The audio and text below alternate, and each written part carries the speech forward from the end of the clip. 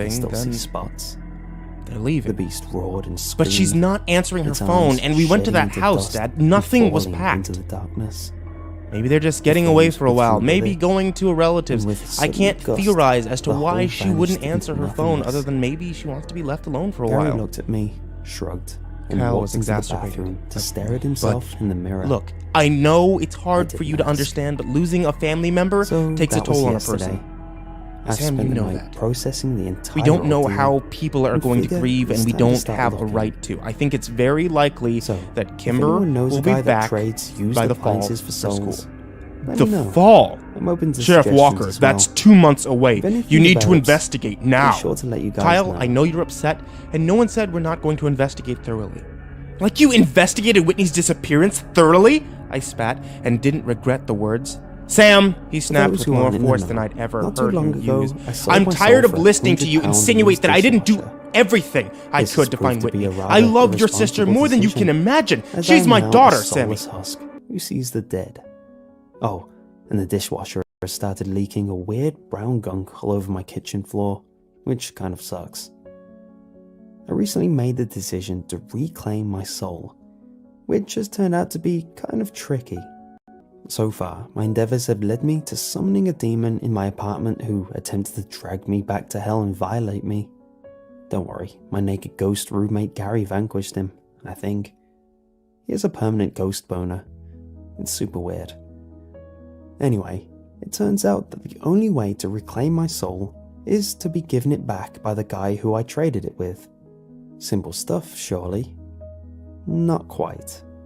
I've been unable to contact him online because the douche is ignoring all of my messages. That pretty much exhausted all of my options, so I decided it better to just embrace the soulless lifestyle. Sure, it has its flaws. I now couldn't leave my apartment without witnessing a parade of deceased souls, and the floorboards inside my apartment, where there had briefly been a portal to hell, now leaks the tears and howls of the damned. But I guess nothing's perfect. I could grow accustomed to the dead, and I'd already covered my floor with a nice new rug that muffled most of the cries of the condemned. Things were looking up. That is, until I made a solid breakthrough in the search for my soul through my exceptional perception, cunning, and intuition. The newspaper ad read, "Need new stove? Perhaps fridge freezer? Call now. We'll accept best offer. Now accepting souls."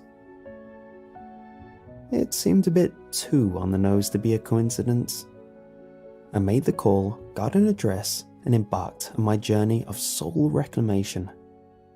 Gary joined me, and I sensed this was just another average Tuesday for him.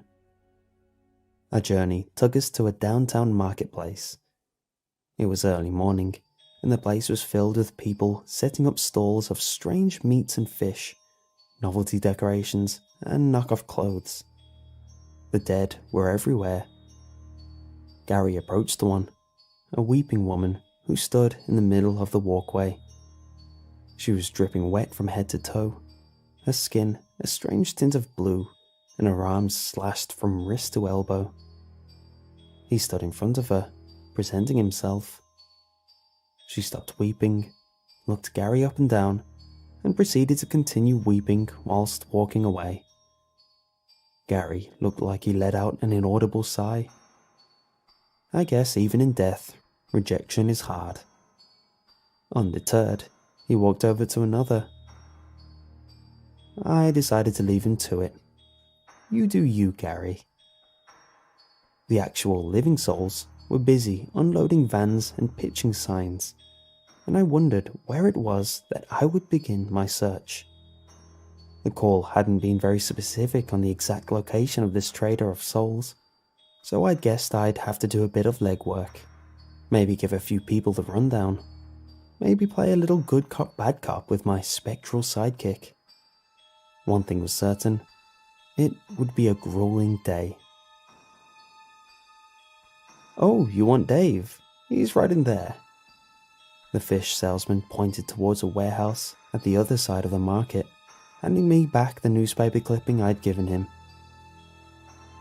The warehouse in question looked deserted, and the only entrance I could find lay down a dingy alleyway, locked with thick, rusted chains. The whole place screamed murder. As I approached the alleyway, a hand grasped my wrist and pulled me back. "You don't want to go in there," an old, veiled woman informed me in a thick Eastern accent. "No good in there, child. Only darkness." Her skin had the feel of dry plastic, and was as smooth as sandpaper. Right, I'm actually looking for a guy who has my soul. I hear his name is Dave. She let go of my arm and began taking steps backwards, looking me up and down as she did so. You are unnatural, tainted. No, evil, unclean, you leave, be gone. She began gesturing me away with one hand, another reaching for a talisman around her neck and gripping it tightly. She began hissing, and I got the impression that I wasn't wanted. I continued down the alley. Getting inside proved rather difficult. The door was locked, and as rusted as they were, the chains wouldn't budge. There was a small window overhead, which, after a great deal of exertion and strain, I managed to climb and squeeze through, landing hard on the other side. Gary rejoined me and just walked right through it. Ahead of me lay a barely lit, stretching hallway. Graffiti stained the walls, covered in obscenities and foul depictions of genitals. Smeared next to the doorway, in what I assumed was red paint, were the words, "Abandon all hope, dickweeds." A cool wind ran through the length of the hall, and the darkness felt heavy. I looked at Gary, who was busy comparing a detailed depiction of a male member with his own phantom limb. Looking defeated, he walked ahead. A lifetime must have passed whilst we walked that hall. It felt like hours rolled over into days, but at the same time, it felt like no time had passed at all. The way in which we'd entered had long since disappeared into nothingness, and yet we reached no end. The hallway was ceaseless. My eyes adjusted to the darkness as best as they could, but I stumbled occasionally and fell flat on my face more than once. Gary attempted to catch me at one point, but I fell right through him. I appreciated the thought though. After a long while, or maybe just a few minutes, I suggested we should probably turn back, and that no good would come from walking down that hallway forever. Gary looked as though he was cool either way, so I took the initiative and began to turn back. "There's no escape," a voice whispered from the darkness, everywhere and nowhere. It was soft, almost childlike. "You cannot escape eternity." Another voice joined it, it too a whisper, but distinctly deeper, and croaked, "You will wander this place until the stars bleed out and all light fades from the heavens." A third voice, this one louder and almost taunting, a slight laugh in the tone. "Your feet will grind to blood and dust, and even then you will crawl on mangled stubs and still come no closer to salvation." More voices pitched in, as though every speck of darkness was reaching out and singing similar horrors into my mind, a chorus of the macabre and morbid.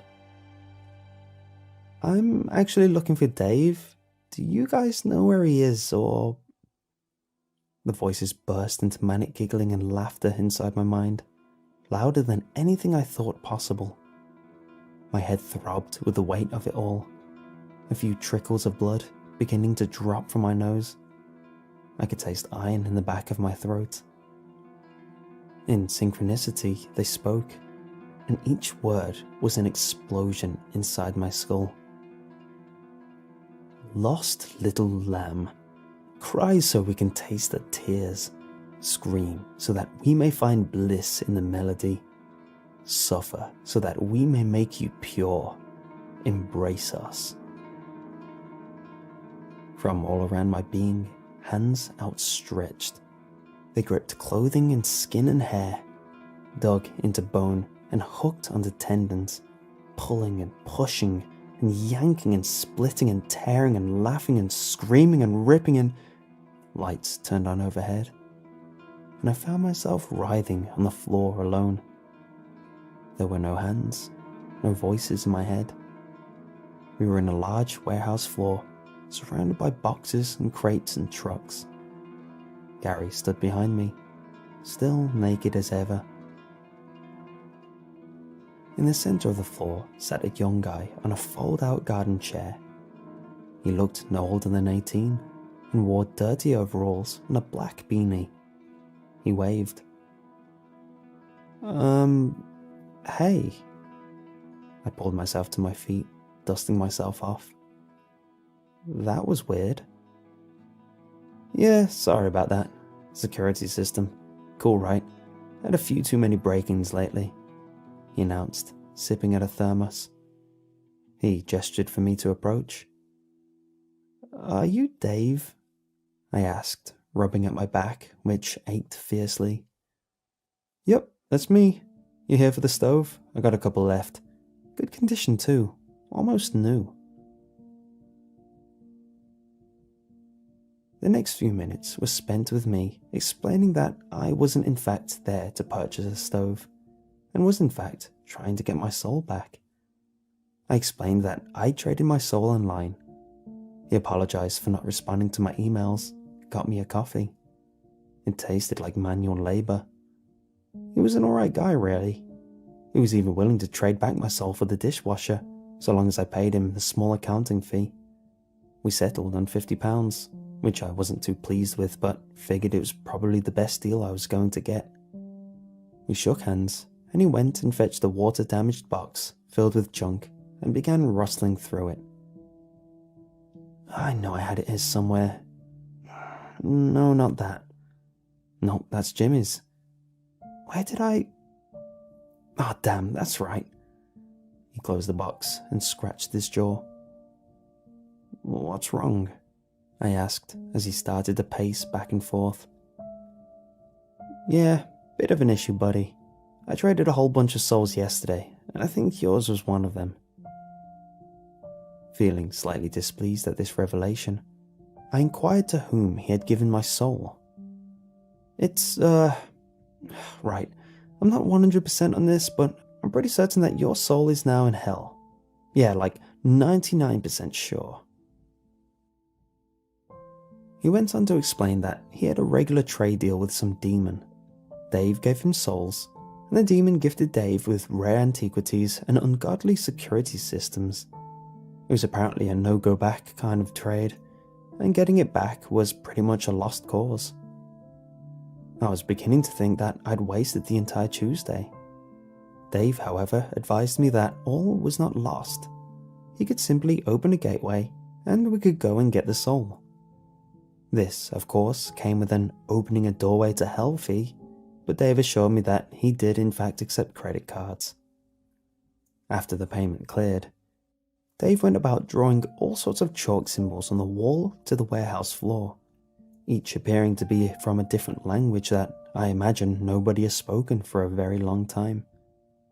When that was finished, he smeared an odd scarlet liquid across the symbols that he got from a jar, and coupled this with a brief reading of scripture. Gary wandered around, and I did a Sudoku. Right, that's that.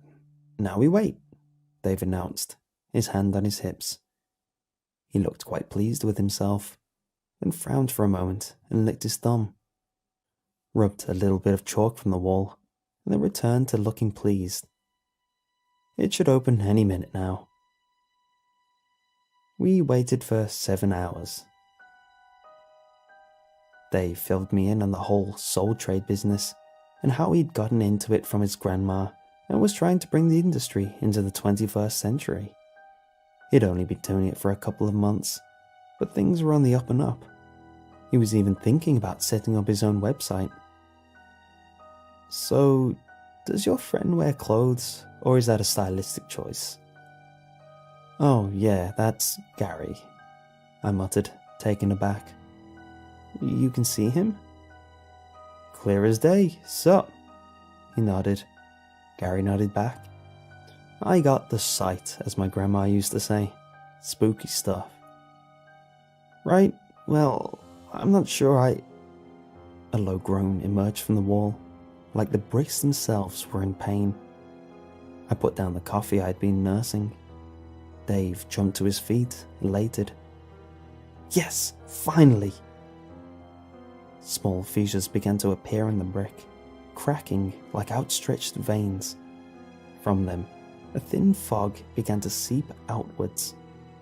The lights overhead flickered and instantaneously erupted into a shower of sparks and glass.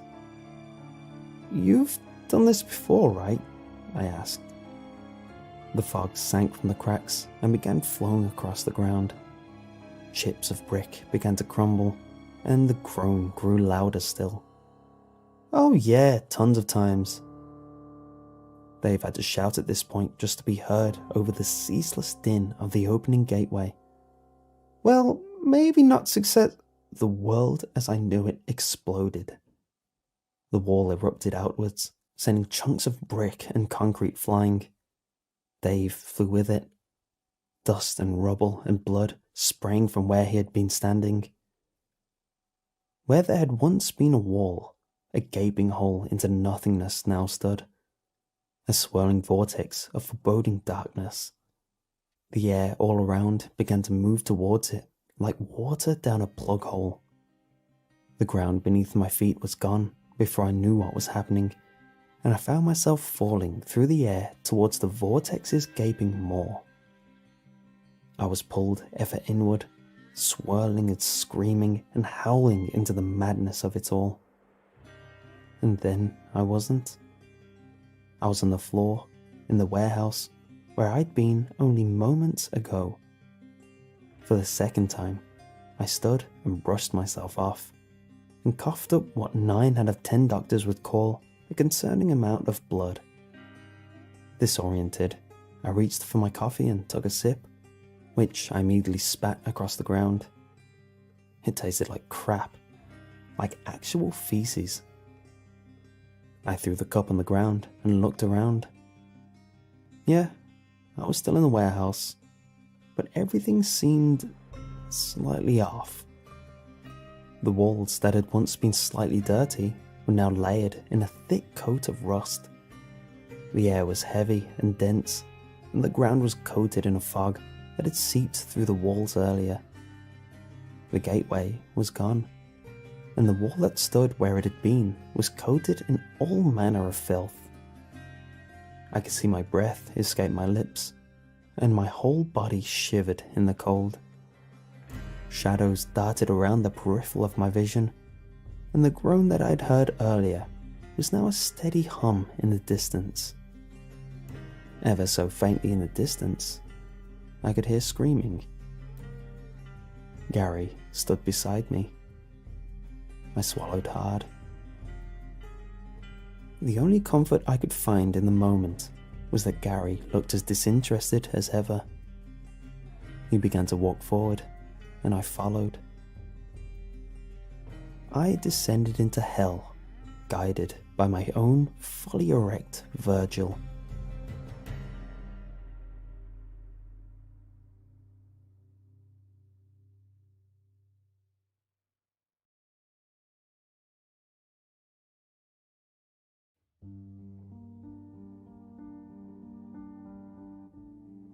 I'm sorry if any of this seems confusing.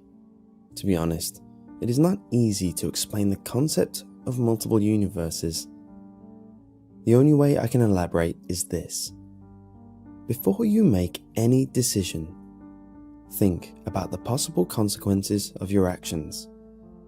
This, of course, can result in multiple outcomes, as there are hundreds of outside factors impacting your life at any given time.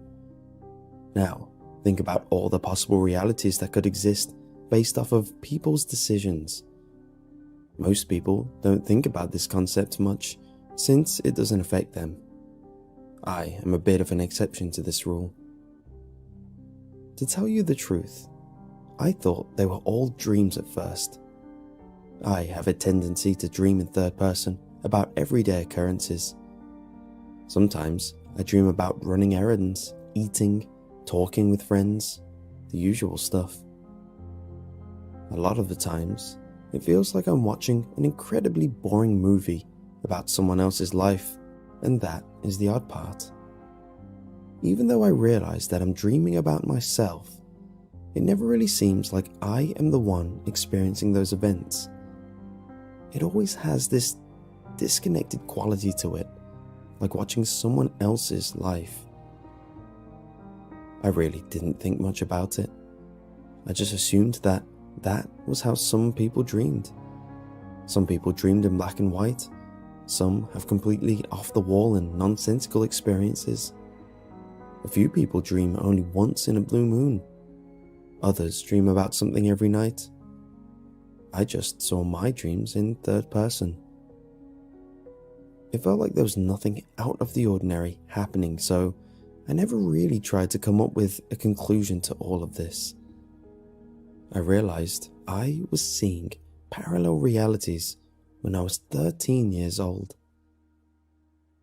I was involved in a car accident with my parents. We were driving home after a vacation and having an argument about something stupid. I wanted to go to a concert for my 14th birthday, and they didn't think I was old enough. I kept pressing the issue and telling them my friends would be going and that I was mature enough. I realized I was going to lose this argument due to the fact that I'd been caught smoking a few days earlier. But I kept arguing and whining about how it wasn't fair that they could go and I couldn't. It was while my father was turned around to tell me that their decision was final, that the man stepped into the street in front of our car. Everything happened in the blink of an eye, but the scene still feels fresh in my mind, like a snapshot. The man was rough looking. His hair was scraggly and greasy looking. His clothes looked like the kind of stuff you'd find at a Goodwill donation store. He had one arm in front of his face to shield his eyes from my headlights. He was likely homeless and walking to a shelter that was off one of the highway exits when he stepped into the path of our car. I cried out just in time for my dad to look forward and see the man in front of our speeding car. He cranked the wheel to the left and just narrowly missed running over the man. The sudden change of directions made the car lose control. We swerved left and right as my dad tried to steady the wheel before we slammed into the concrete median. We had been too busy arguing from the last rest stop, and my parents forgot to put on their seatbelts. The car slammed into the median about 60 miles an hour. The impact crumpled the front of the car like an empty soda can. The crash catapulted my mom through the windshield and into the median, while it threw my dad face first into the windshield. I slammed my head into the back of the passenger seat, and my vision exploded in a hot, stinging flash that felt like someone had driven a hot poker into my brain. My mom's death was instantaneous, while my dad died slowly. Sometimes I lie to myself and pretend the impact with the back of the seat knocked me out. It didn't. I remember lying there with the world strobing, monochromatic and dull, hearing the sound of my father gurgle through the glass that was embedded in his upper body. I smelled smoke and tasted copper. My last coherent memory of the accident was the sound of the car engine slowly stalling and stopping while my dad tried to scream through a broken jaw and deflated lung. I slipped into unconsciousness just as my father stopped crying out.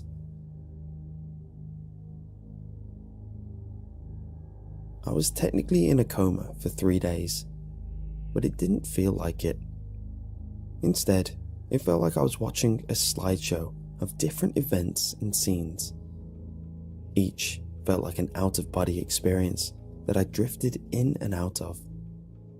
One in particular stuck out. It was a concert surrounded by people.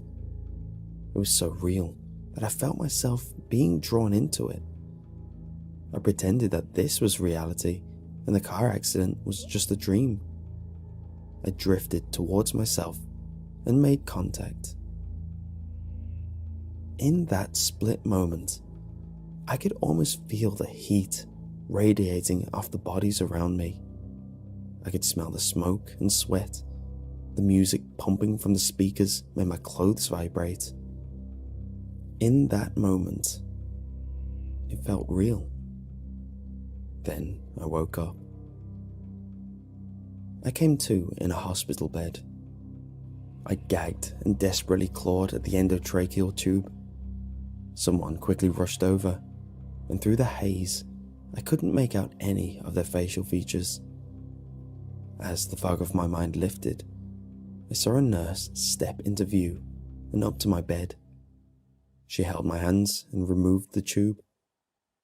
I remember gagging and sputtering for a few minutes more before I was able to croak out the word, parents.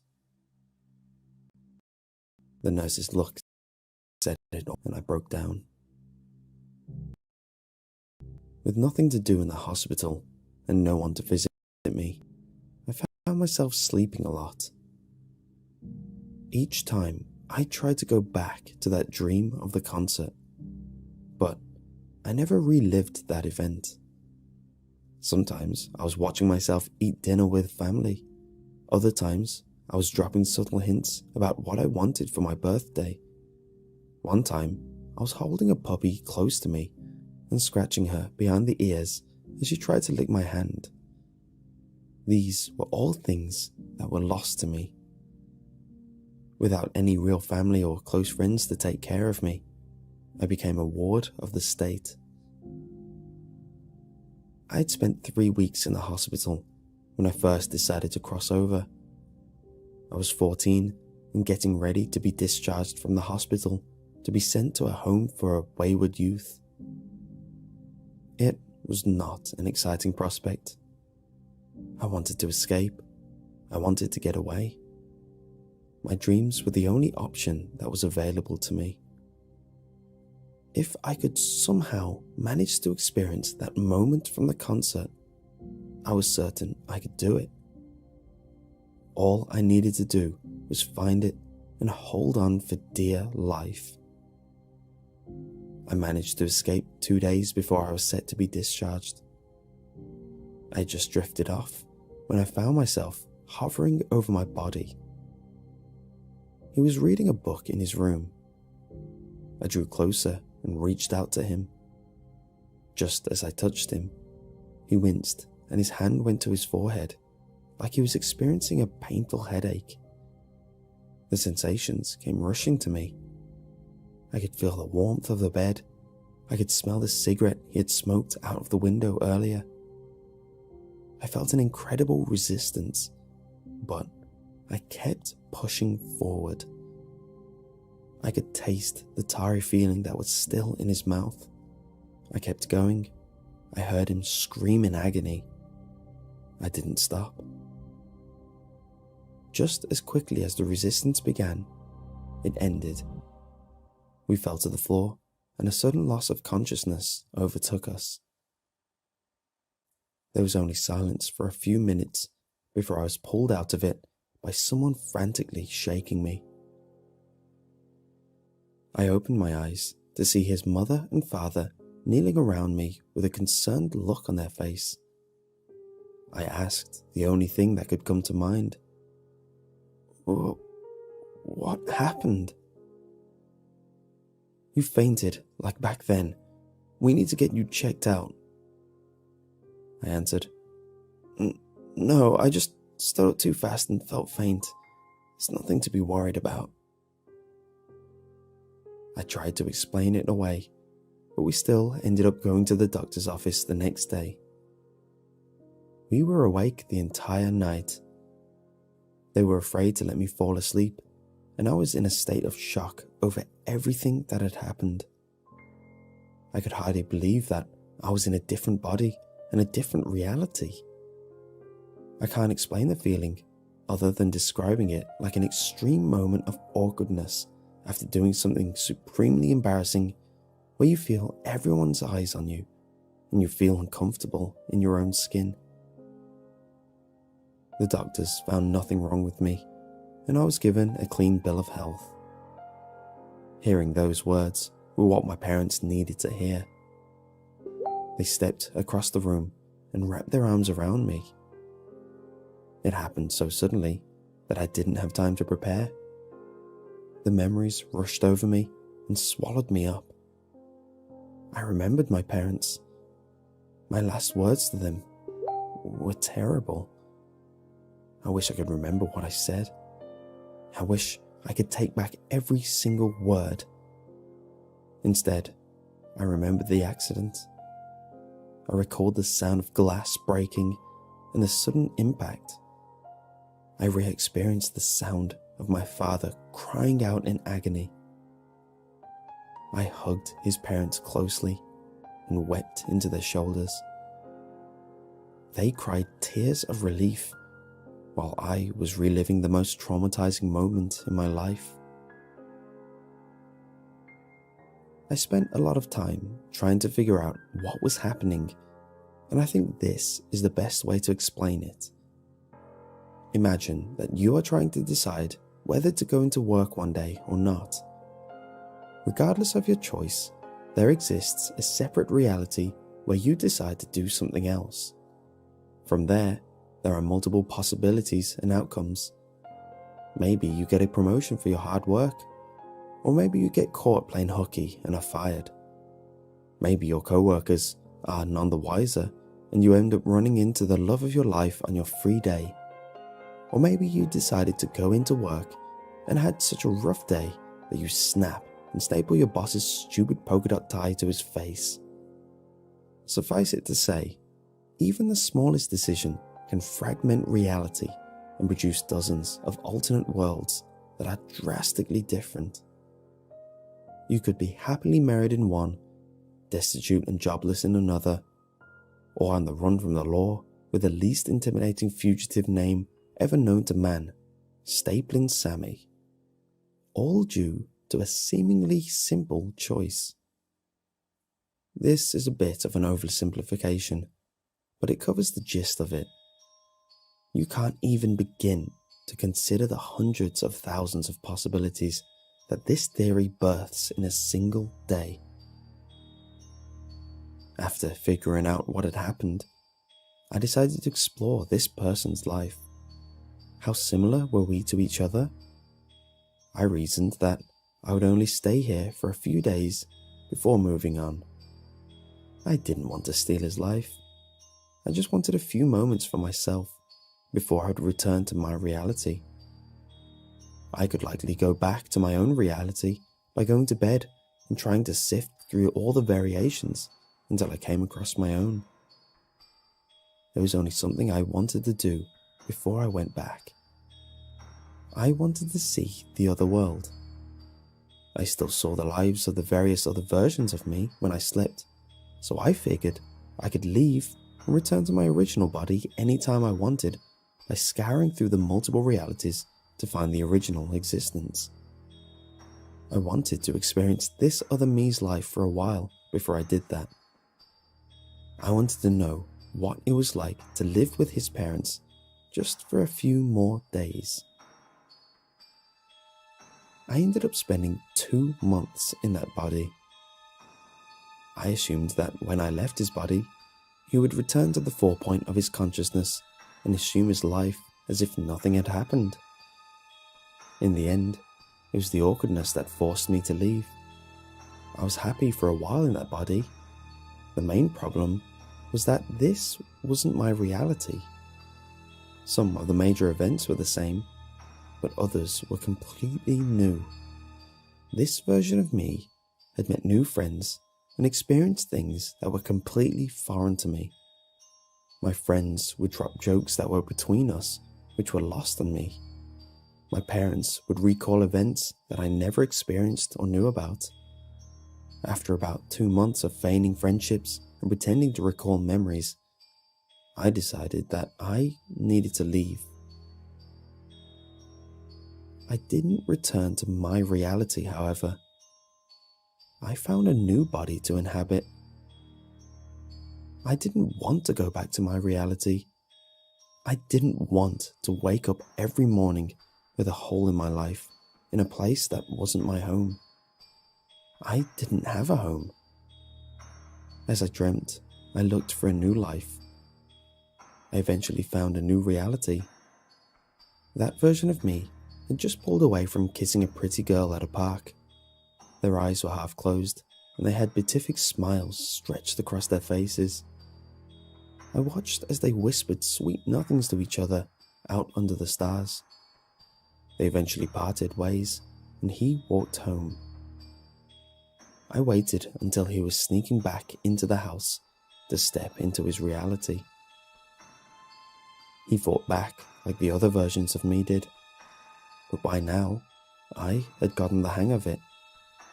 I pressed forward and drove him back into the recesses of his mind. He didn't even get a chance to scream before I broke through the resistance and took over. I stood and tested out my motor functions. I was in complete control. The invasion took it out of me, so I searched the house for my bedroom and immediately collapsed into bed. In that brief moment, I was happy that I had come into this life. That happiness was short-lived. We broke up quickly after that. We had about a week together of ignored inside jokes and missed memories before Myra dumped me. She had told me that I had changed, which was true. The person she loved had changed the moment I stepped into the driver's seat. I technically wasn't the person she had fallen for. Despite only knowing her for about a week, losing her hit me harder than I'd expect. I think the worst part was that I actually did like her. Like all first loves, I thought that it was something pure, that it was eternal. I treated the loss of her like I had missed my only chance at love. I sank into a funk after the breakup. I spent a few days in a room that wasn't technically my room, listening to the saddest music I could find, crying over Moira, a girl that never really even knew me. I was miserable. I spent a long time wallowing in self-pity before I decided that I needed to get over her. To this day, I still regret the decision I made. I decided that I needed to occupy a happier life. I really didn't look where I leaped. I only wanted away from where I was. I must have jumped between dozens of bodies within a week. Sometimes I wouldn't even spend an hour inside a person's head before I decided that there was probably someone better out there. Out in the wild expanse of dreams lied a person who would be able to make me genuinely happy. I would keep searching until I found that person who was leading a perfect little life that I could borrow from them. As time passed, my abilities to jump into other consciousnesses became second nature. Not to be boastful, but the hardest part was actually getting to sleep sometimes. I would shift into a new body and see what kind of life this other version of me had. If I liked it, I would stay. If I didn't, I would find a place to sleep and shift immediately. At first, it started out like an adventure.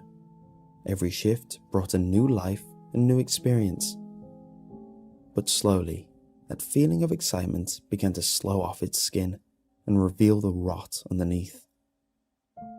I tried to chase that excitement by shifting realities more often, but that only brought boredom. I cycled through dozens of lives, so many that I actually lost count. It became a mundane and trivial thing. I didn't realize why this feeling of boredom had taken over such a wonderful gift until a few months had passed and the realization dawned on me like a bolt from the blue. I was unhappy with these experiences because they weren't my own. I could play pretend in all of these bodies, but at the end of the day, I would still be that lonely, scared orphan in a new and frightening place. It was on the break of that revelation when I made the worst discovery. I came across one of the previous bodies I inhabited. I don't know exactly how I identified it as being a version of me that I previously inhabited. It was just this odd feeling of familiarity, like I'd been here before. Something just told me that I had stepped into this person's consciousness and that they were in this condition because of me. I hovered over them as the respirator rasped and breathed for him. The EKG beeped out a steady rhythm, its sound being the only thing that told me this version of me was still alive. He laid motionless in the hospital bed with his eyelids taped shut. There were so many tubes in him. Each one carried out his bodily functions. He had a tube to breathe, one to provide nutrients, and even another to aid him in voiding himself. His life had been reduced to nothing but a series of tubes, carrying out body necessities for a life he could no longer enjoy. This person was brain dead, and I was the cause of his condition. I thought that shifting into their bodies was harmless, and that I was only experiencing their life for a while before returning it to them. But that couldn't be further from the truth. I wasn't pushing them to the back of their mind while I assumed the helm. I was ejecting them completely from their brain and leaving their body behind. I tried to enter their mind to see if there was any glimmer of them left, but there was nothing.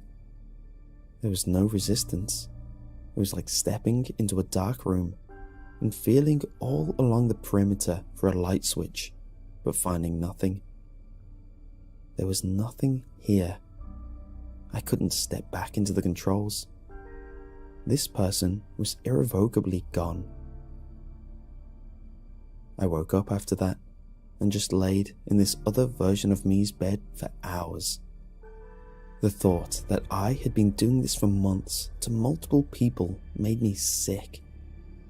I tried to remember how many realities I'd shifted into, how many versions of me I'd rendered catatonic, but I couldn't. There were too many to count. Even the body I was in at the time would be doomed to the same fate as the others if I left. Would his family find him in time to get him to a hospital when I left? Or would his organs slowly shut down until he stopped breathing and died? I thought about returning to my original body and vowing to never shift to another reality. But I realized how hopeless that all was. Even if I could manage to sift through the millions of alternate realities to find my original one, what chance did I have of returning to my body and continuing my life? Was there anything I could even return to? Could I even reassume control of my body, which had been lacking a consciousness for so long? How long had my body been brain dead in that hospital bed? How would I reassume control when I couldn't shift into the bodies of the comatose? I was stuck here. I decided that I would stay in this body for better or worse. I spent about 3 months in this person's life before the migraine started. The pain came in debilitating waves. One moment I was fine and trying to adjust to this new environment, and the next I was on my knees with my fists pressed into my temples in an attempt to quell the agony. It felt like my brain was a bundle of nerves that was wrapped in a sheet of constantly constricting razor wire.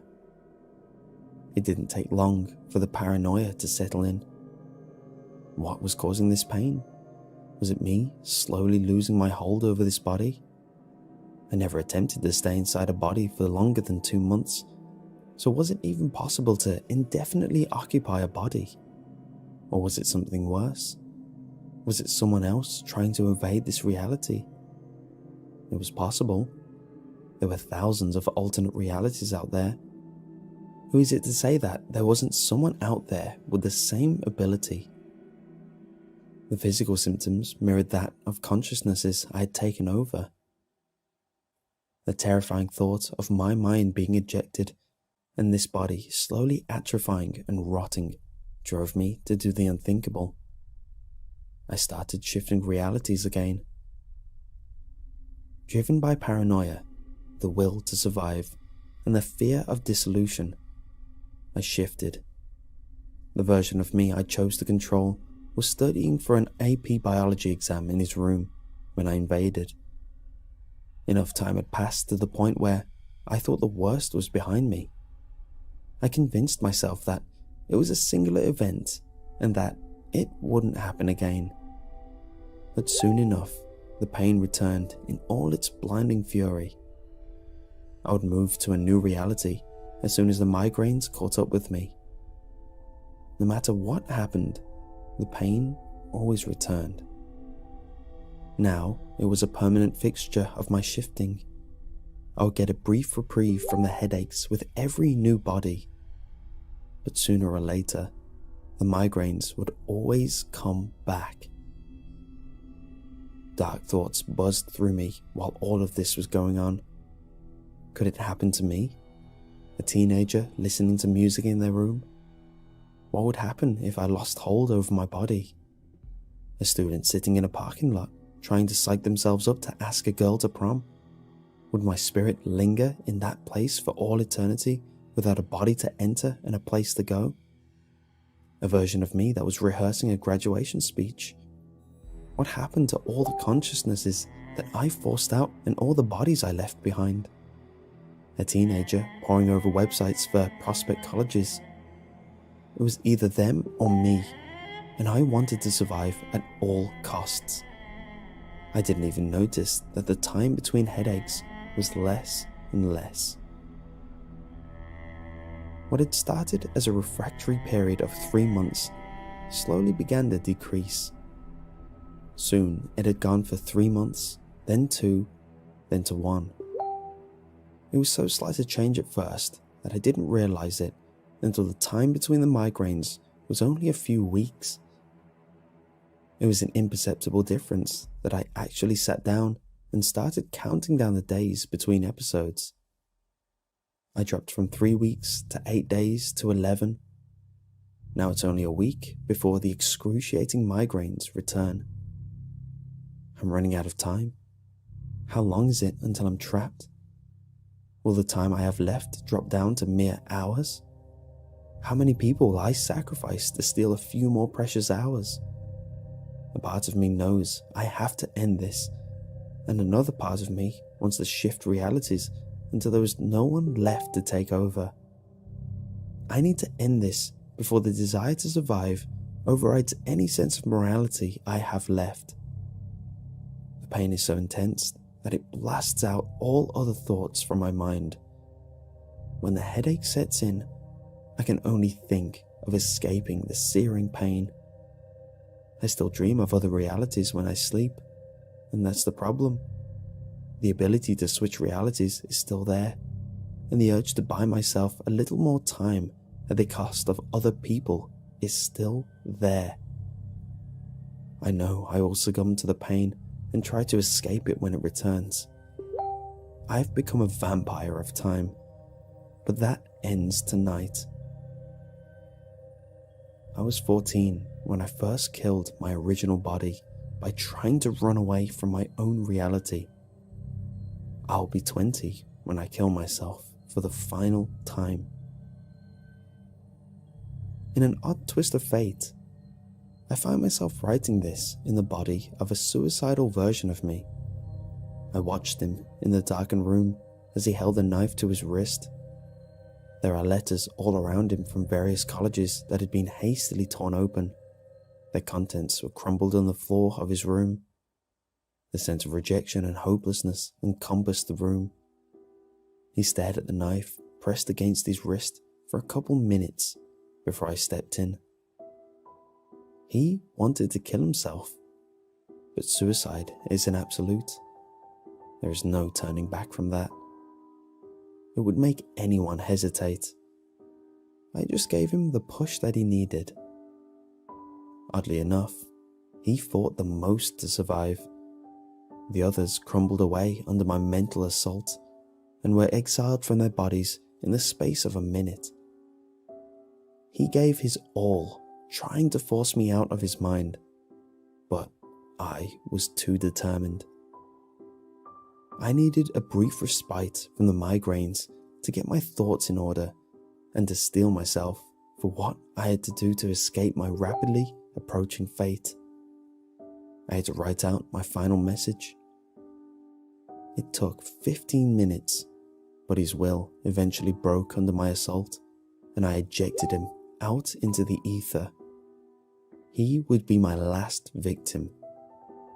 I only needed a few hours free from the crushing headache to write all this before I gave him the death he wanted so badly. I have to do this. So many lives, so many unlived lives, so many parents finding their children's corpses after I abandoned their world, left wanting answers they can't find, lives effectively ruined. This is the only way I can think of to stop myself. If I'm dead, I won't have that option to shift anymore. I think the worst thing about all of this is that while I have this moment of clarity where I'm free from the debilitating pain, I know what I'm doing is one of my only options.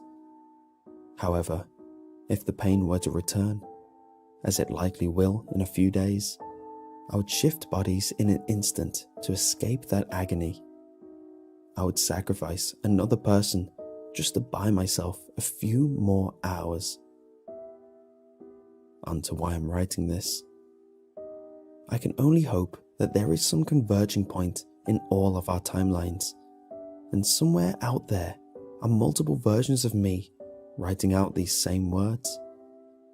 Maybe some will convince themselves it's some ridiculous dream that has to be told to someone, or a story that needs to be written out. Maybe it'll give some unpardonable explanation to the hundreds of parents I left alone in the world with their catatonic, brain-dead children. I don't deserve to be able to write this, but I'm afraid of dying alone. Ever since I first lost my parents, I've been alone. I tried to substitute it with new lives and new possibilities, but that only made the hollow feeling in my chest grow. I'm terrified of that moment when I have to realize that I can't escape my lot in life. I want someone to know I existed. I want someone to know what I have done. I want someone to know why I have done all of this. And I need people to know why I'm doing this next part. I'm so sorry.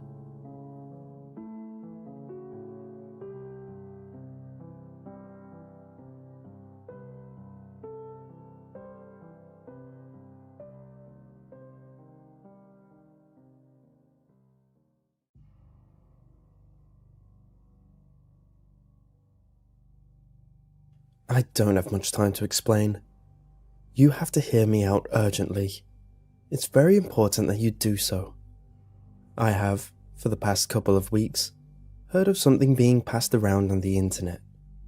A simple message that you will stumble upon when you least expect it. According to the people that have been passing around the rumors, when you receive this message, you will die soon after reading, frozen with an intense look of horror upon your face, staring with clouded eyes at whatever attacked you. As any sane person would, I believed all this to be nonsense, as do you.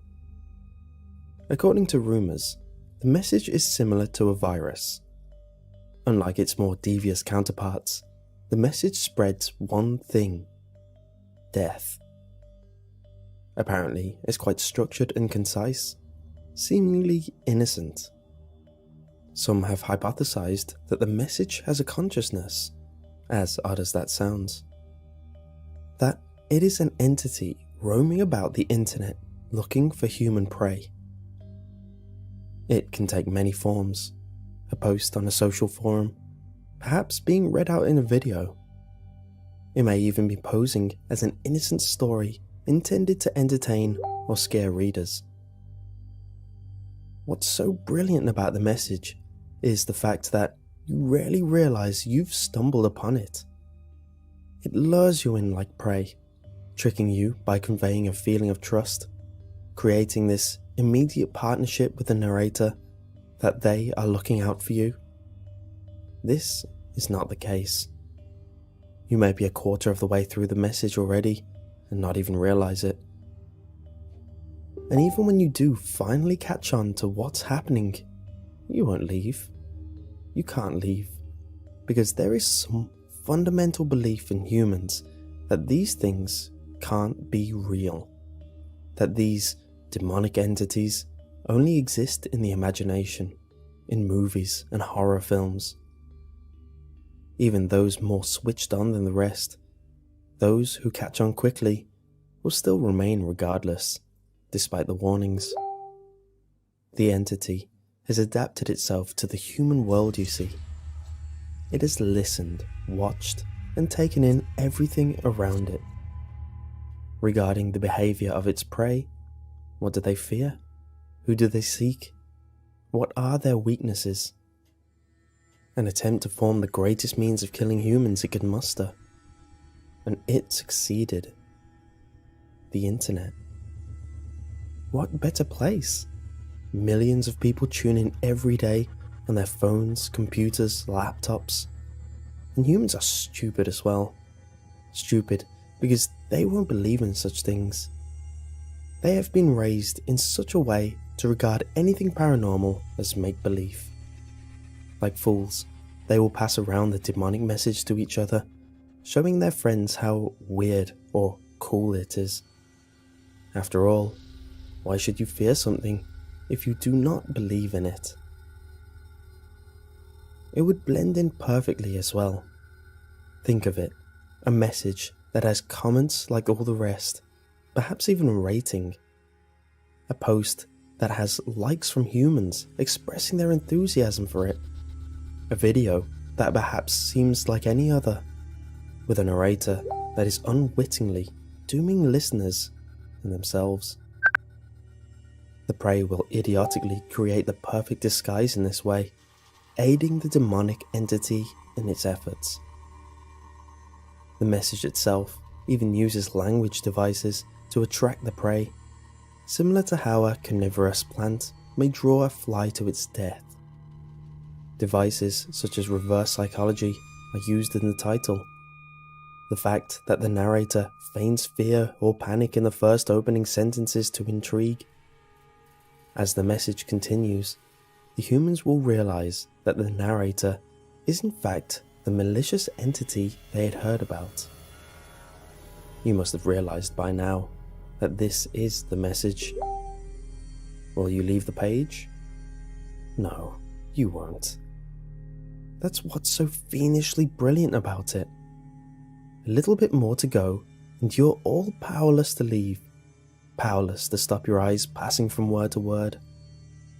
You see, there's no way humans can resist the urge to find out how this message will conclude. Even afterwards, you may still refuse to believe, will still cast away any fearful thoughts.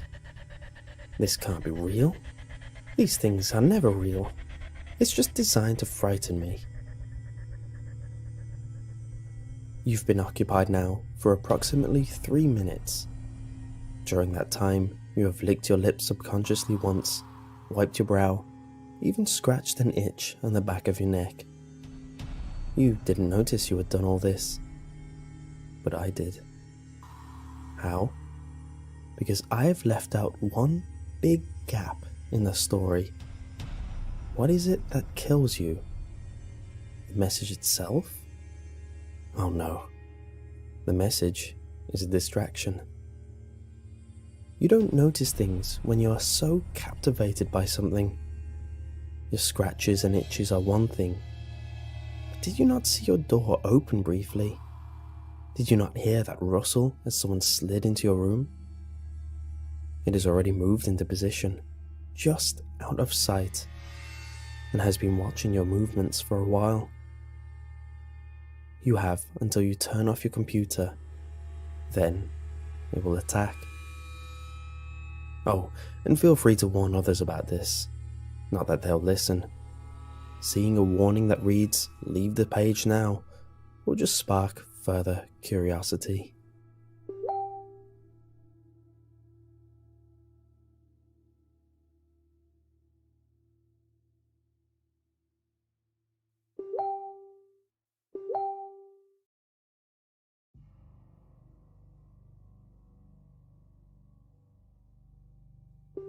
Late one night, I found myself driving down what seemed like an endless stretch of road.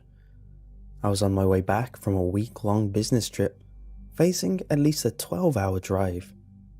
Having always been afraid of planes and heights in general, the monotonous trek was unavoidable. Though tedious and sometimes downright soul-crushing, I'd grown used to the lonely road trips back and forth from state to state. In an effort to minimize my time behind the wheel, I usually refrained from making pit stops. I would push through exhaustion and discomfort, making my way home in one fell swoop. I would then enter my bedroom and meet my blankets with a hard thud, falling asleep almost immediately after my head hit the pillow. Picturing my eventual slumber is what kept my foot on the gas pedal. On this drive, however, I grew particularly hungry. I tried to ignore the feeling, but this became increasingly difficult as the night went on. I found myself longing for sustenance, fantasizing about dreadful gas station food, anything that would placate my insatiable late-night hunger.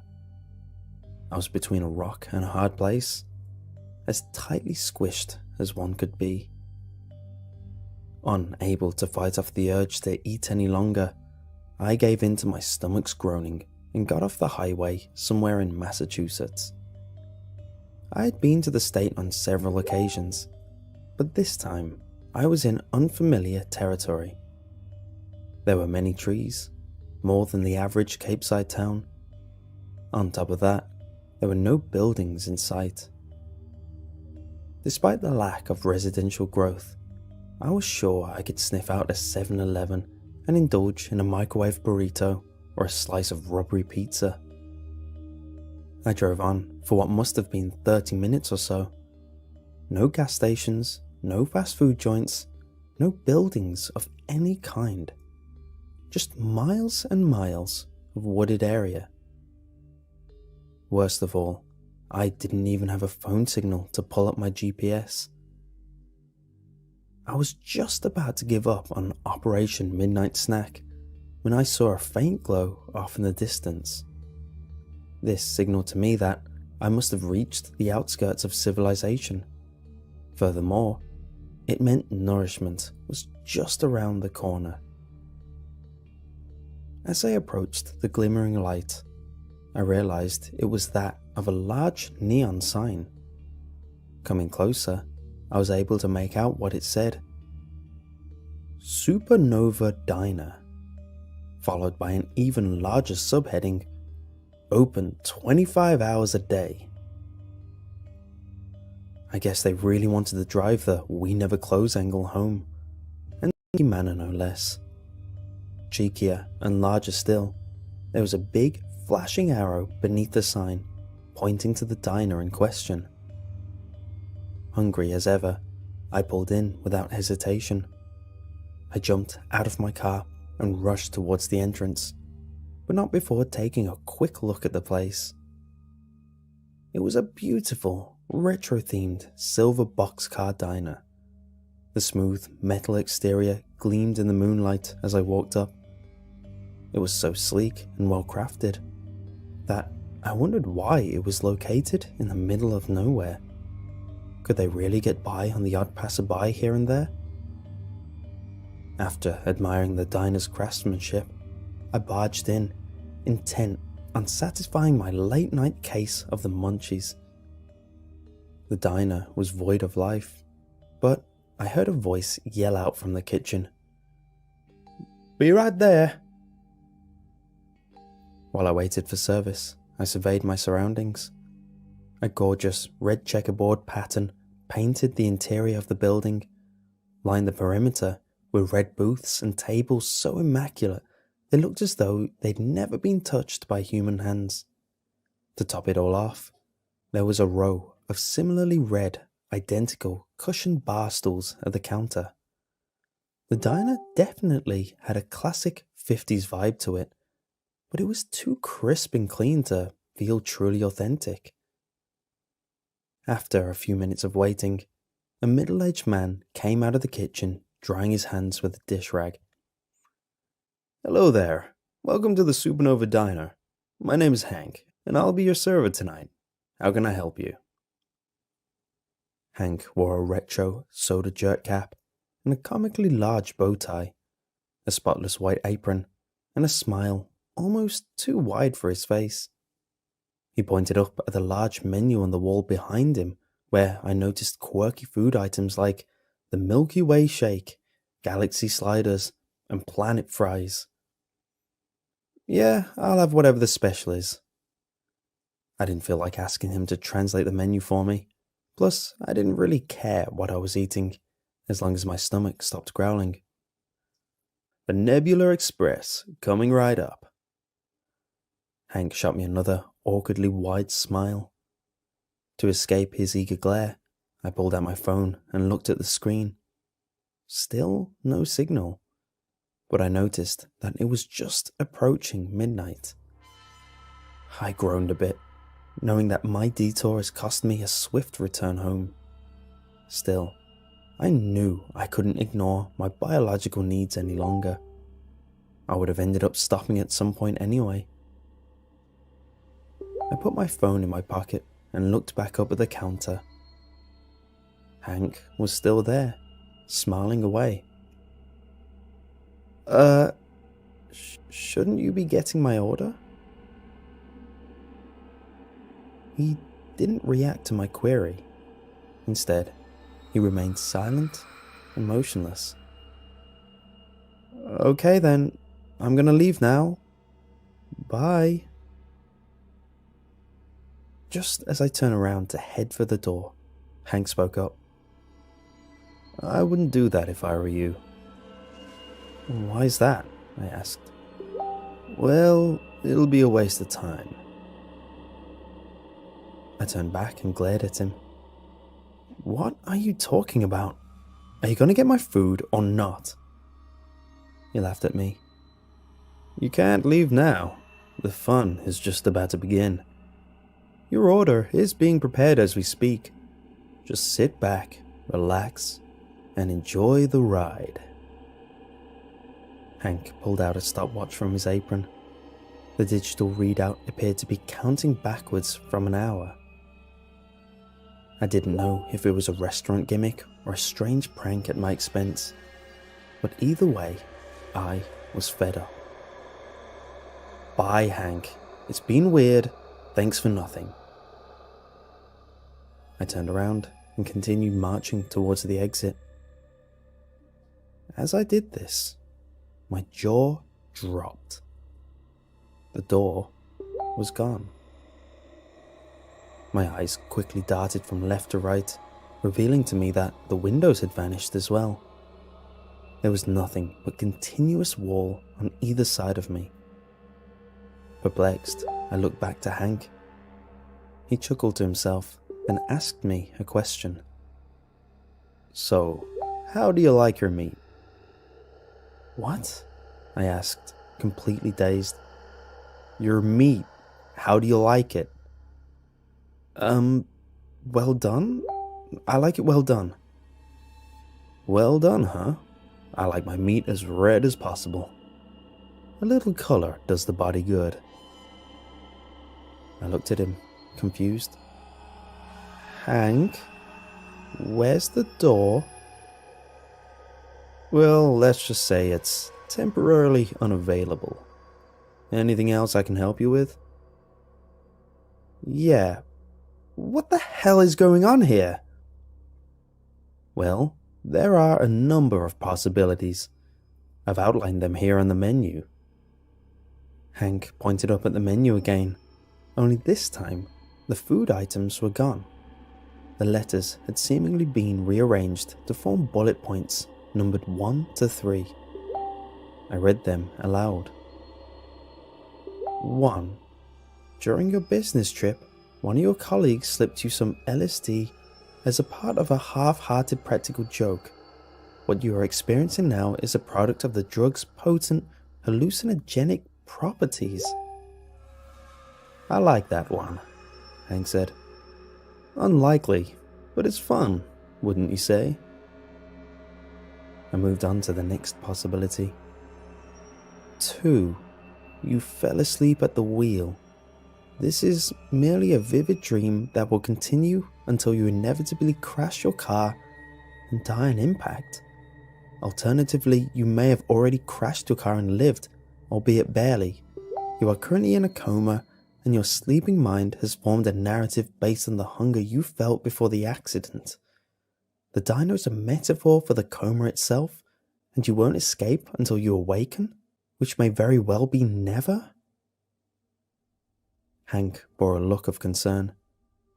A little morbid, I admit, but it is possible. I reluctantly looked at the last option. 3. Something supernatural is afoot. Mysterious forces beyond your comprehension are at play, trapping you in an otherwise normal eatery. These forces will not allow you to leave under any circumstances. The best thing you can do is accept this and allow yourself to succumb to whatever classic paranormal tropes are thrown your way. Death will be your only escape. That's all I could come up with, Hank said. I'm not sure myself, but I'm leaning towards number 3. What the hell, Hank? What the hell is this? And shouldn't you, of all people, know? You would think so, wouldn't you? But I guess I wouldn't tell you if I did now, would I? He offered me another one of his smiles as a consolation. I wanted to punch it clean off his face.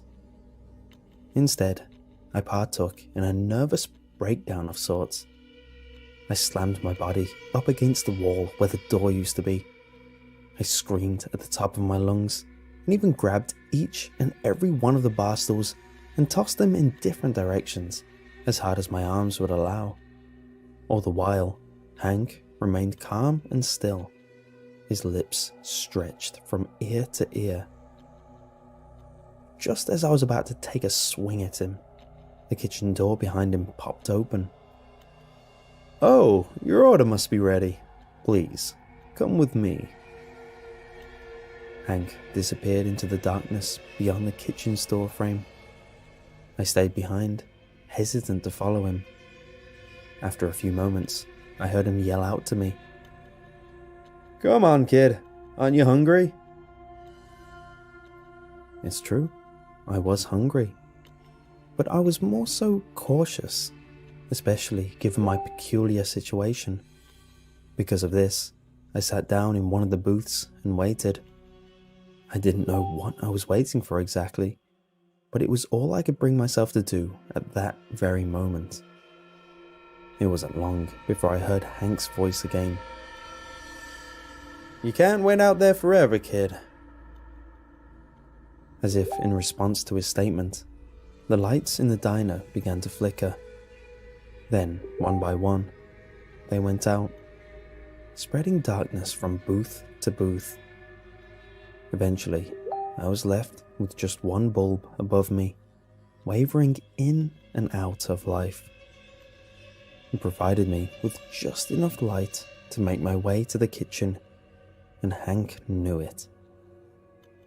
I had two options: go to the dark kitchen, or let the bulb go out and sit in the dark diner. Neither option was ideal, but deep down, I knew only one had the potential to lead me to answers.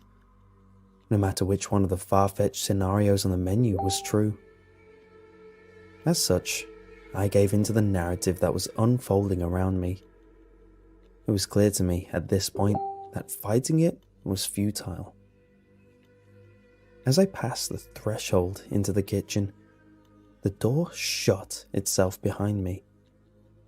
A bright light poured out from the ceiling, washing over the entire room, revealing vibrant white walls and flooring. In the center of the room was a chair, slanted in a diagonal position, not unlike one you'd find in a dentist's office. Next to the chair was Hank, who had seemingly traded his diner uniform for a flashy white lab coat. "Finally? Come, sit down. Take a load off." If only out of fear for what might happen next if I disobeyed, I did as Hank told me. It's not like I had much of a choice at that point. I slowly walked over to the chair and laid down. As I did this, leather straps wrapped themselves around my legs, arms, and forehead. I no longer had the luxury of movement or peripheral vision. Hank walked around to the front of the chair and pulled out his stopwatch. "You're doing fine, kid. Only 40 minutes left." Without warning, 6 or 7 shadowy figures came rushing over from either side of me. They brought with them rolling carts filled with what looked like medical equipment and power tools. I tried to make out even a single face in the crowd, but I could not. They lacked discernible features of any kind and moved about in perfect harmony with one another, like animated silhouettes, doing the bidding of some unseen higher power. Over the course of the next few minutes, the figures poked and prodded me, drew blood, took hair samples, and inserted their utensils in places I'd rather not discuss. As much as I squirmed and screamed, none of them reacted, not even Hank. Feeling helpless, I eventually stopped struggling and simply braced myself for each needle that penetrated my skin. It made things a little more tolerable. After a while, the figures stopped. Instead of going away like I hoped they would, they traded their needles and test tubes for surgical scissors and began cutting my clothes off of me. This continued until I was completely naked. I tried talking with Hank, but he was too busy playing around with samples that had been collected. Even if he did respond, no amount of encouragement could have prepared me for what happened next. Using nothing but scalpels and brute strength, the figures began cutting away at my skin. It was an absolutely horrific orchestra of deadly incisions, and one that continued until they peeled off every last bit of my epidermis. For one reason or another, I remained both alive and awake during the entire ordeal, though at the time, I wished I could have died. The pain was excruciating and came in waves. Just when I thought I was going numb, another unbearable, sharp, throbbing sensation would overtake my entire body. I never felt anything like it before. By the end of it, my ears were ringing from the volume of my own screams. "There's that color," Hank exclaimed, gazing at the bloody mess that I'd become. "Why are you doing this?" I yelled. "I'm not doing anything, kid. I'm just here to observe. Relax. Only 27 minutes left." I would have argued with him further, but the fingers grabbed the power tools and started tearing through my muscle tissue. The buzzing sound of saws filled the room, drowning out my cries of agony. Through blood-soaked eyes, I could see Hank mouthing the words tick, tock, over and over again. I watched him mock me until the buzzing stopped and the next stage of torture commenced. I never wanted to see my organs. I never wanted to see my bone. I could have gone my whole life without knowing what they looked like. Now, I can't get the image of them out of my head. I'm afraid I never will. After successfully ripping apart my skin and muscle, the shadowy demons took hammers to my insides, smashing up my spleen, stomach, liver, kidneys and lungs. They broke through the brittle white ivory that made up my skeleton, making sure to leave no bone unturned. They even destroyed my skull and scooped up my brain matter into jars. After all that was said and done, they cleaned up my remains like fallen hair in a barber shop and swiftly left the room. But how did I live? I'm not entirely sure. They stripped away every physical aspect of my being, but I was still there. A sort of bubble of floating consciousness. I could still see and hear, but I was without a material body. As jarring as that may sound, I was just happy to no longer be in pain.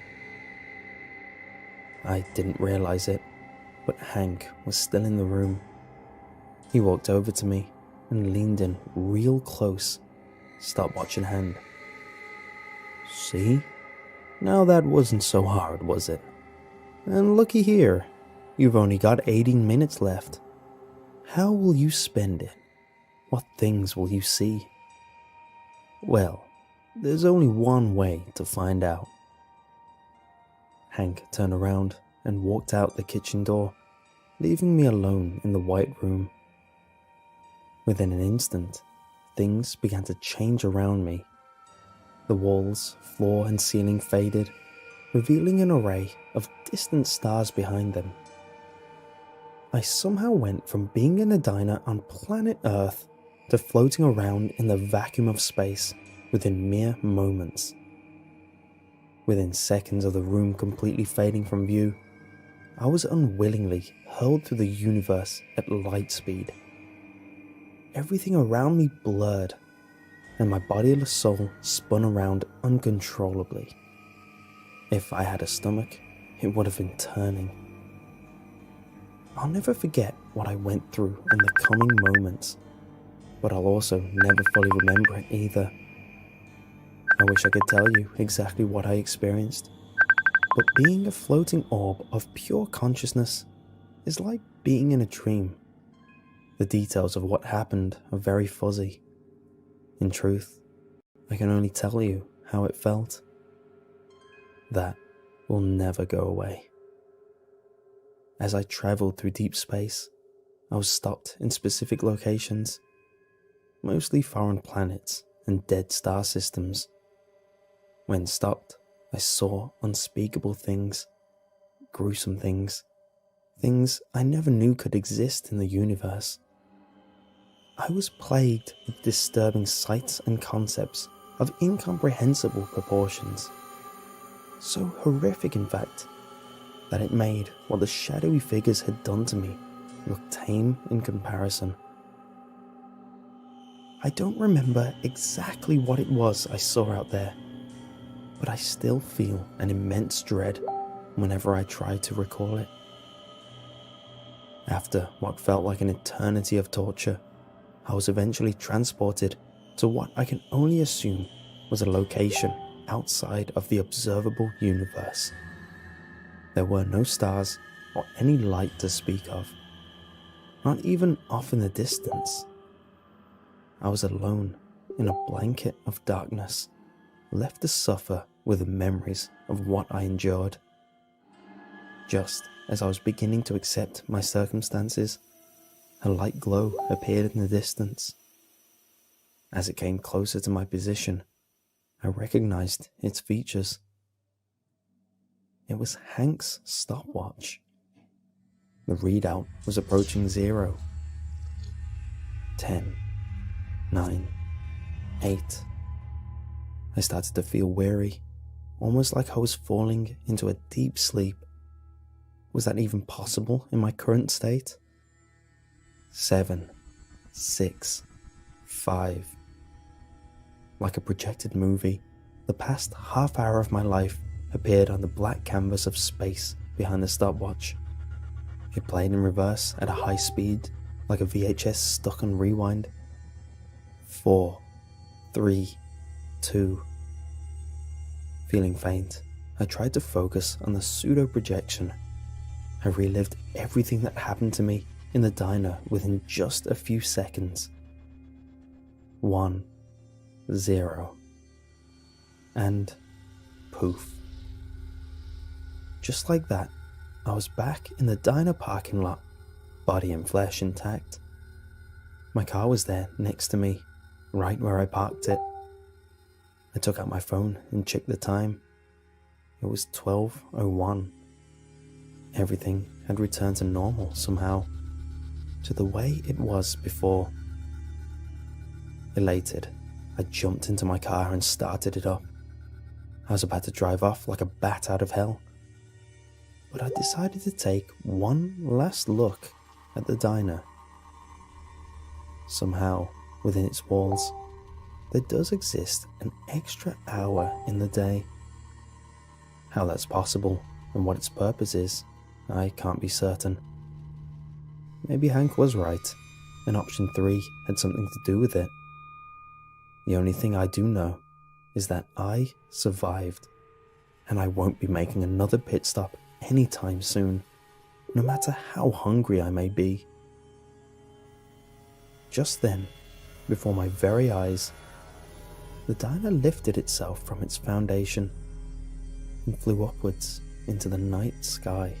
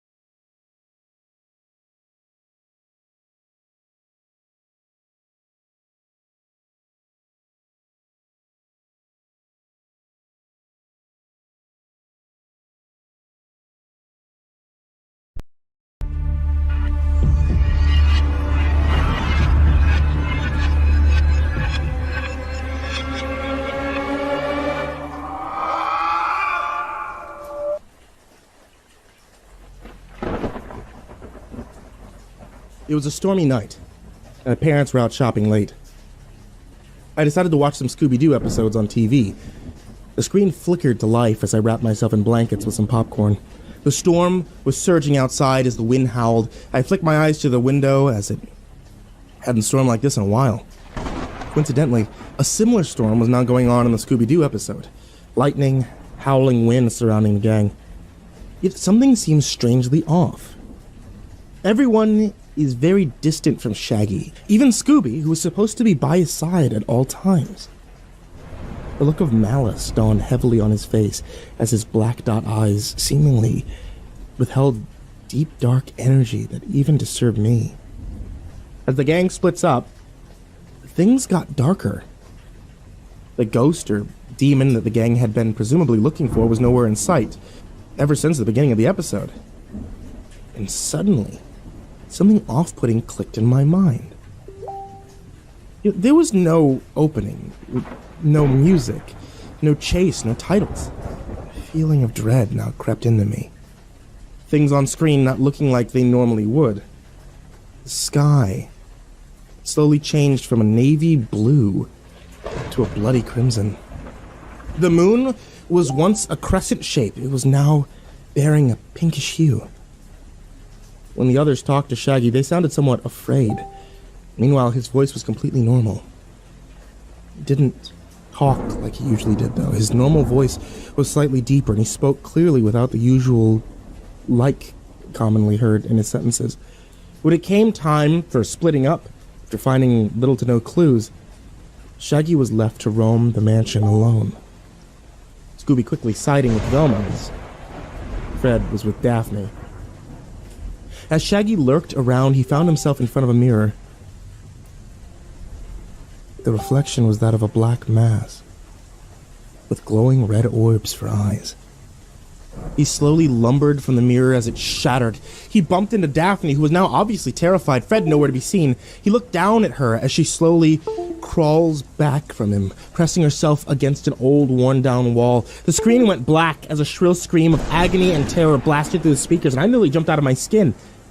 When the scene came back, Daphne was lying against the wall. A contorted look of horror and agony spread across her face as her arms and legs were ripped off. Her scalp was missing, her eyes as well. Shaggy's shirt was covered in what looked to be blood as a peal of manic laughter erupted from the speakers, nearly shaking the floor of my house. Shaggy began to walk around. Soon, found Fred and Velma, who had run into one another while searching for Daphne and Scoob. They slowly backed up as they see the blood on Shaggy's shirt. Fred's voice began to quake as he sees this. He looked at Shaggy. "Shaggy, why is there blood on your shirt? What did you do?" Shaggy just laughed and looked right back at Fred, who's frozen in place by his fear. Velma now hiding behind Fred. Shaggy speaks, but his voice is not his own. It's Daphne's. "Oh, God. No. Fred, help me. Fred, please." Fred's face goes pale. Velma starts to cry, nearly falling to her knees. Fred begins to yell in a rage. "You killed her! You killed Daphne! How could you?" Shaggy's laugh grows louder and more hysterical. Not even a minute later, the screen cuts out. And 2 more screams blast out once more when everything clears. Fred and Velma's bodies lie upon the now bloodied floor. Fred's lips torn off, his necktie bound tightly around his neck, enough to break through the skin. And as for Velma, her glasses lie on the floor cracked, her eyes gouged out as her hands are missing. Shaggy's shirt is nearly drenched with blood. A minute or 2 later, he discovers Scooby, curled up and whimpering in the corner of the abandoned mansion. Lightning cracked through the scene by a window pane. Shaggy looked at his frightened 4-legged companion. "But what's the matter, Scoob? Is this god not worthy enough to walk among you? Your friends have seen 1% of my power. Let's see how you handle a measly 5%. The screen went bright red as a yowl of pain is heard from Scooby. His silhouette is seen, along with Shaggy's, yet it suddenly disintegrates into a small pile of ashes. His collar tag melts and distorts as the collar itself burns along with the poor dog, and as the scene comes back to normal,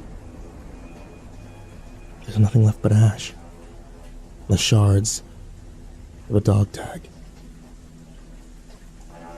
Shaggy laughs in a psychotic craze. His eye was trembling in pure fear. He suddenly turned his face to the screen, slowly. He looks right at me and says, Maybe you're a worthy opponent. Lightning cracked as he disappeared from the screen, and I looked around in a panic, quickly getting up and looking closely at it. I froze. I heard that same laughter coming from behind me.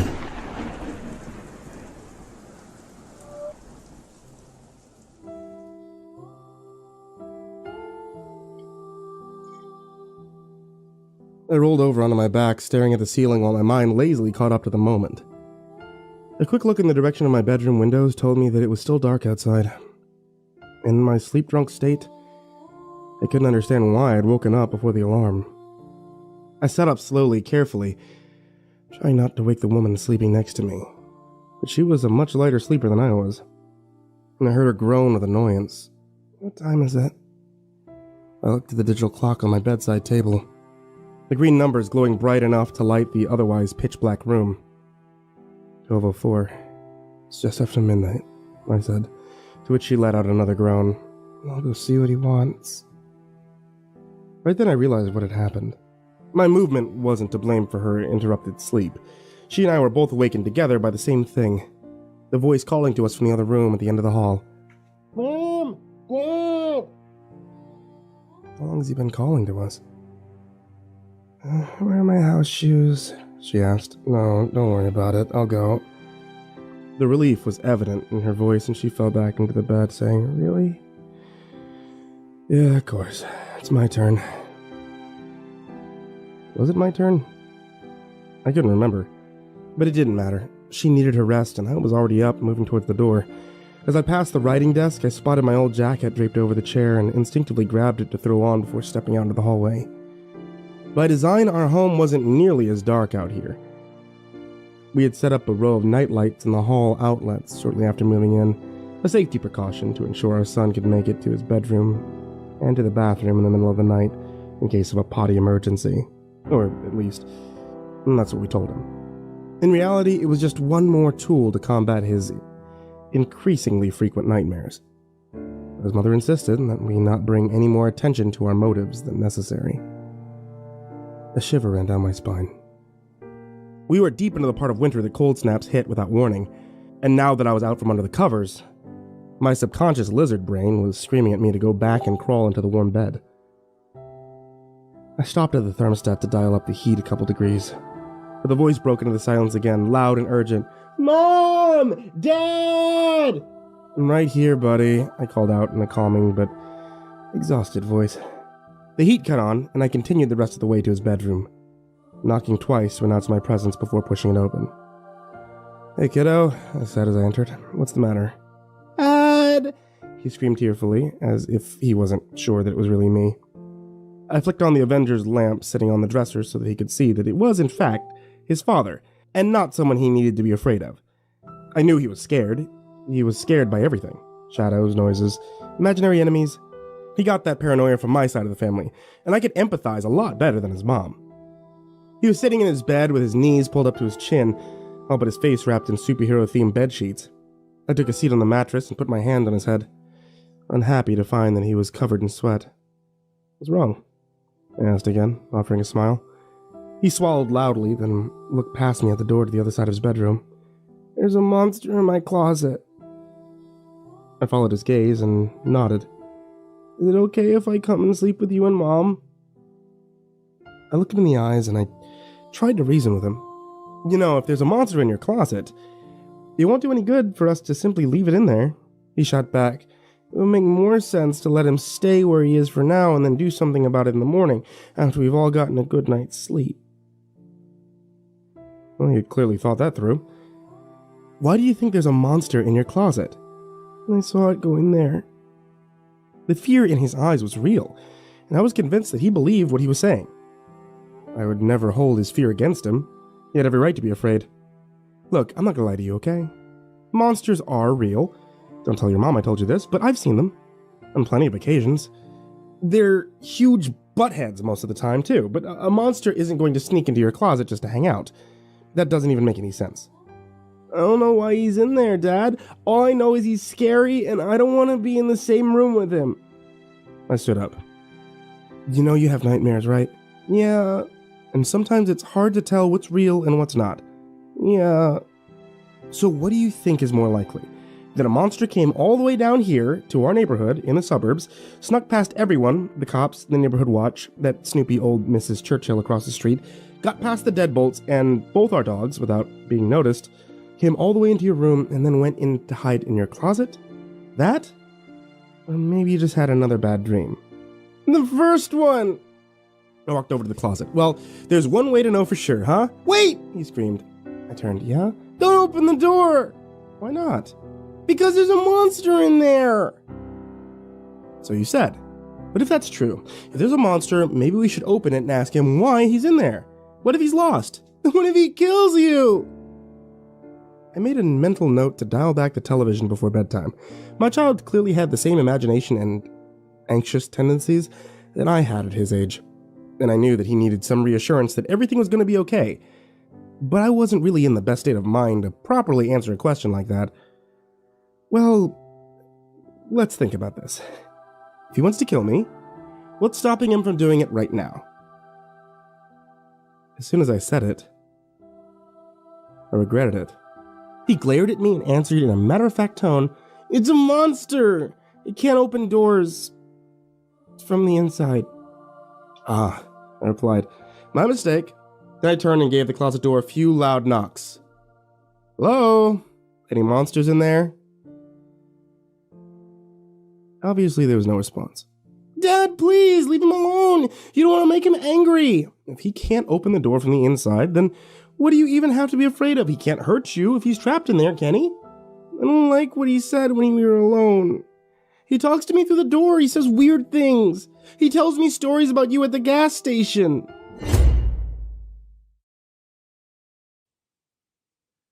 An icy chill surged through my veins, and suddenly, I was on high alert like I had just slammed 10 shots of espresso. What did you say? I asked, hoping against all hope that I just misheard him. He tells me about the gas station, and you. I looked back at the closet. And you're saying he's on the other side of this door? I reached out to touch the handle, but my son screamed, "No, don't open that door!" But this time, somehow, his voice sounded funny. Different, like it wasn't him who was speaking. I pulled my fingers away from the handle. What does this monster look like, exactly? Oh, so now you believe me! This time he sounded annoyed. Let's just say I'm open to the idea of the possibility that there could be something in there, but I remain convinced that there probably isn't. Is that fair? My son scoffed. Now I feel like you're patronizing me. Sorry, kiddo. I'm just saying that let's leave the monster in there for the night. Maybe you can get a hammer and nail the door shut when I go and get into bed with Mom. You know, we're gonna have to open the door eventually, right? So we keep your school clothes. We can buy new ones. Why risk it? Tomorrow we can burn the house down with a monster inside. It'll be fun. Come on, Dad, please. I took a deep breath and sighed, then crossed the room again, taking my seat right next to him on the bed. I gave him a hug and said, look, we can't keep burning houses to the ground every time there's a problem. You know that, right? I know. I released him and looked into his eyes. Well, don't tell your mom this either. But I've killed a lot of monsters in my day. Like a ridiculous amount of monsters. Some of them were bad guys. Not all, but a lot of them. What do you say we look and see what's in there? And if it's a bad monster, we take care of it together. I feel like this might end up causing some serious psychological harm in the long run. You sure I just can't sleep in your bed? Wow. Yeah, he really was my son. Yeah. I'm sure. He leaned over to look past me at the closet door. Okay. Then let's see what he wants. Can I have a weapon or something? In case he eats you? I laughed to myself, afraid I'm fresh out of weapons, unless I have a patted at the pockets of my jacket, then caught myself. Something heavy and metal. Wait, no, you're right, actually. I do have this. I reached into my jacket. The inner pocket. Somehow I'd forgotten. The pistol was still there from earlier. I pulled it out and looked at it. How the heck could I have forgotten? Cool! My son yelled, looking at the weapon with excited wide eyes. No, it's not, I corrected him. This is a deadly weapon. You can permanently disable someone with this thing. You could literally kill somebody by accident if you're not careful. Do you understand that? Yeah, he answered. I'm sorry. Okay then, I said, handing him the gun. He took it from me with a big smile. The safety's already off, and there should still be a bullet chambered, so all you have to do is point and squeeze the trigger. You got it? Got it! And for the love of God, please don't shoot me by mistake. If the monster comes at you, be ready, and don't get fancy and try for a gangster-style aiming. And don't bother with headshots. You're 7 years old, not John Wick. Statistically, your best bet is center mass. You know what that means? Aim for the middle? Right. Chest and torso shots should be enough to incapacitate most humanoids. Now, are you ready? He pointed the gun at the ceiling and nodded. Ready. Okay. Let's see what this guy's problem is. I stood up and made my way back to the closet door, reaching out and grabbing the handle. Then I looked over my shoulder to see my son pointing the gun in my direction. We're all set.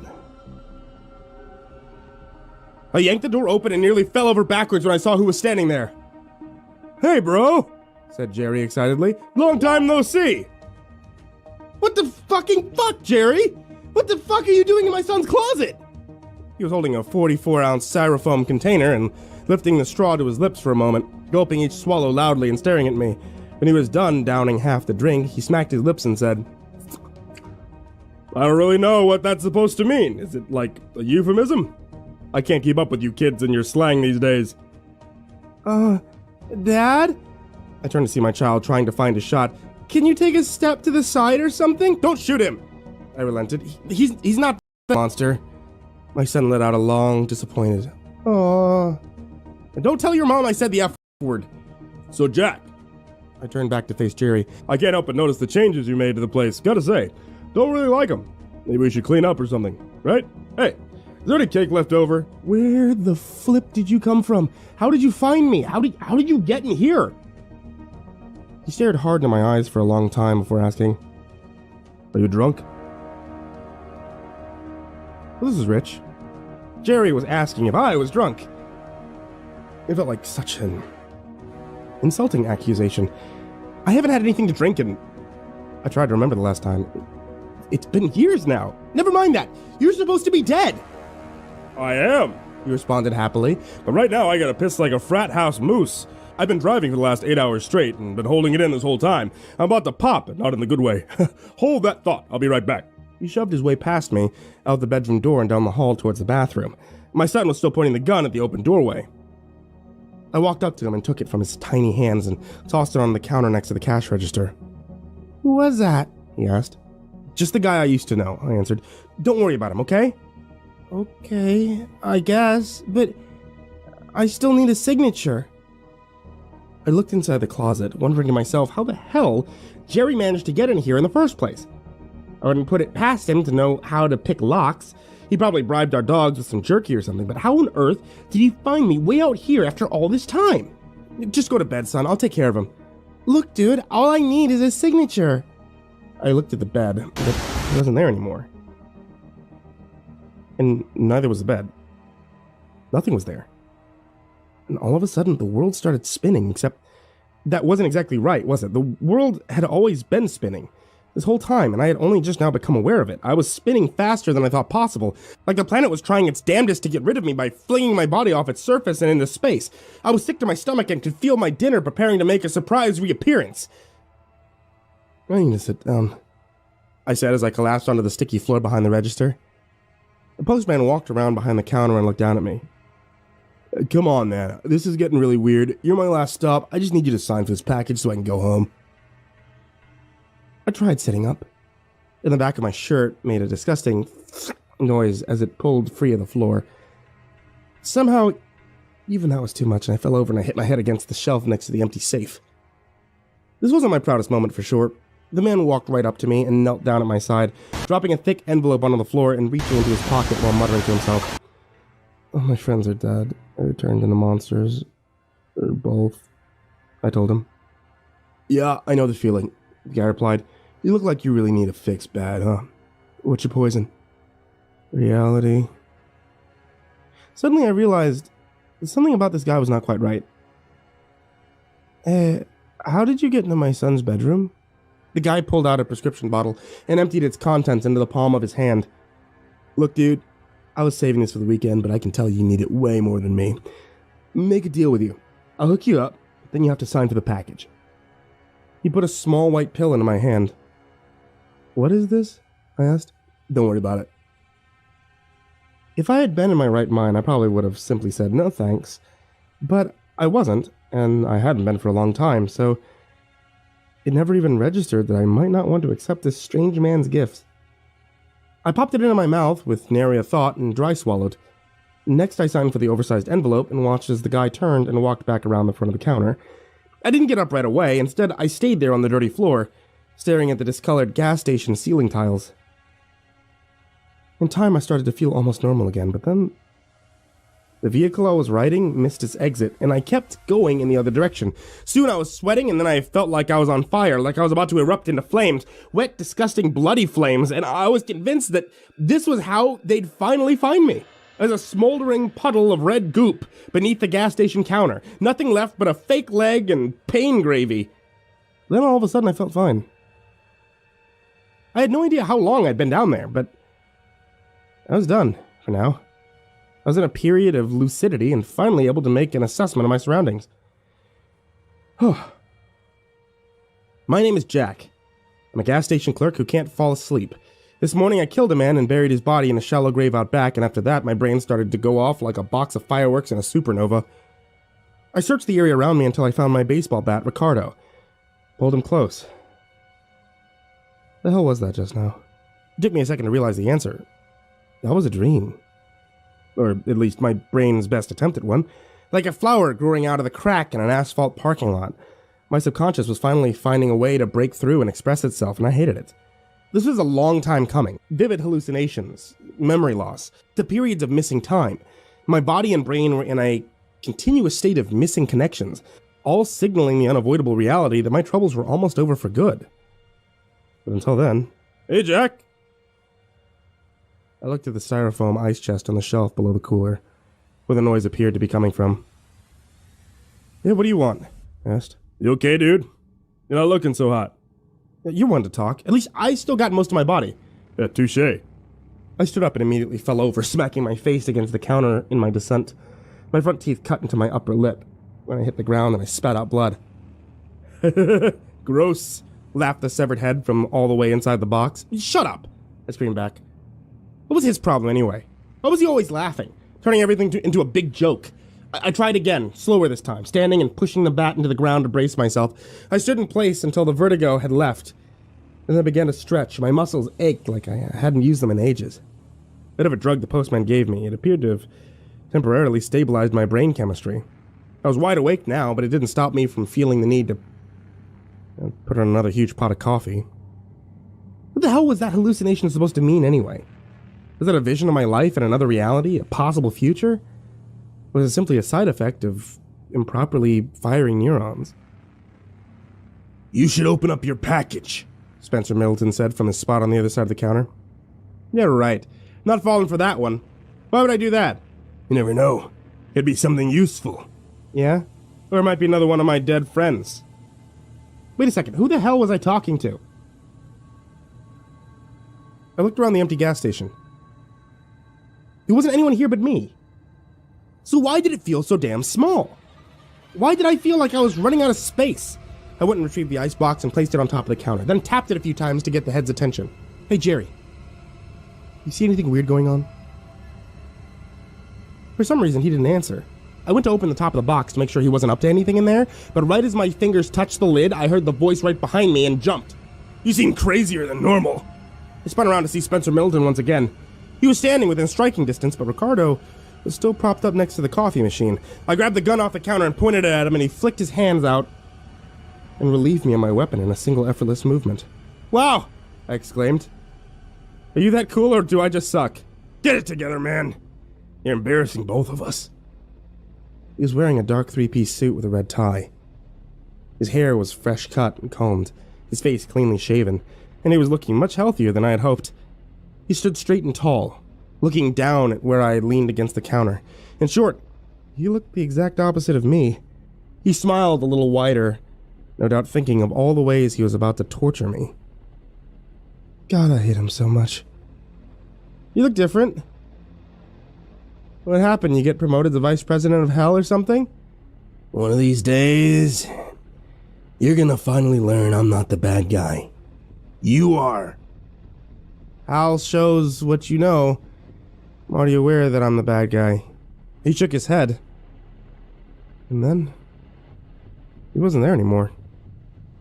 I can't exactly say that he vanished, because I don't think that's what happened. One second he was standing there, holding me hostage. The next, he was long gone. And I was sitting behind the counter again. My face hurt like hell from where I'd just taken a counter to the teeth, and the blood was steadily filling and refilling my mouth, making me sick, so I stood up and went in search of paper towels. I grabbed the last pack off the shelf, then used a wad to temporarily stop the bleeding. Falling into my seat in the booth where I'd left that empty tequila bottle from the night before, just the sight of it was enough to make me gag. And I made a silent resolution to give up alcohol for the foreseeable future. The only drugs I wanted to drink from here on out were caffeine and sugar. While the coffee machine finished up its job, I stared out the window at the front lot and noticed something strange. Wait. Whose car is that? Somehow I missed that shiny black 1960 style Chevelle Malibu double parked right by the front doors until just now. My heart started beating funny and I took the paper towels out of my mouth. "Hey, Jerry!" I yelled in the direction of the head. But he didn't answer. "How long has that car been there?" I got up, I grabbed a cardo, and I walked out the front doors to see if I could spot anybody in front of the building. Alarmingly, there was nobody out there. But I went ahead and turned the deadbolt just to be safe. Never hurts to put the gas station into lockdown mode, right? I wanted to check the back door, but right as I passed the bathroom, I heard something I should not have been able to hear. Running water. Had I left the sink on and forgotten about it? I knocked a couple times. "Occupied," sang the voice of someone on the other side of the door. I quickly ducked, like that was going to do any good, then I scurried back to the front of the store and dove behind the counter once again. I leaned up and smacked Jerry's head box, whispering loudly, "Jerry! Jerry, put your game face on, code red! Who's in the store?" But he didn't say anything. "Come on, Jerry. Now's not the time to play around. Is that a mimic or not?" Still no answer. I was beginning to panic. The bathroom door opened and a man who had been inside came out whistling. Jerry was no help, so I was going to have to assess the situation all on my own. Another judgment call, another great chance for me to get it all wrong. The whistling was getting closer. Closer, until it was coming from the other side of the counter. I gripped the bat, stood up to see who it was. "Yo," he said with a smirk. "Nice bat." I screamed. He screamed. "What the fuck?" I yelled. "Why are you yelling?" He yelled back. I swung the bat at him just in case, but missed completely, before losing my balance and collapsing onto the floor all over again. Jerry calmly walked behind the counter and looked down at me, saying, "Weird question, but did I miss something? This place seems a lot worse." I patted my pockets trying to find one of my guns, but they weren't there right now. I threw the bat at him, but he managed to duck it at the last second before it went bouncing off the wall on the other side. "Who are you?" I screamed. He looked at the ceiling for a minute and said, "I guess that's a pretty good question. I never really thought about it." He shook his head like he was trying to get a bug out of his hair, then looked back at me with a smile. "Anyway, sorry it took me so long. Y'all miss me." I didn't even want to say it. I was so pissed at this moment. So tired of all these close calls and the hope that shows up just to disintegrate before my eyes, but there was something more than just the fear of forcing me to continue, so I stood up, faced the man in front of me. If he was a man. And I asked, "Jerry?" The smile on his face faded. Suddenly he looked different, like I'd never seen him before. He actually looked scared. "Yeah, man. You okay? What the hell happened while I was gone anyway? This place looks like y'all played indoor hockey without me. You look like shit. Like, really bad. Like, just so bad. No offense." I could feel the tears streaming down my face as the words poured out of me. "I didn't know where you'd gone. I thought you were dead. Everybody left me. I've been here by myself this whole time. I've killed people, Jerry. Oh God, I've killed so many people. It's crazy how many people I've killed." "Okay, look who's bragging." "I've run out of places to bury all the bodies. The yard out back is like a litter box and a hoarder house. You can't even start digging without running into things you don't want to see. I don't even know how I haven't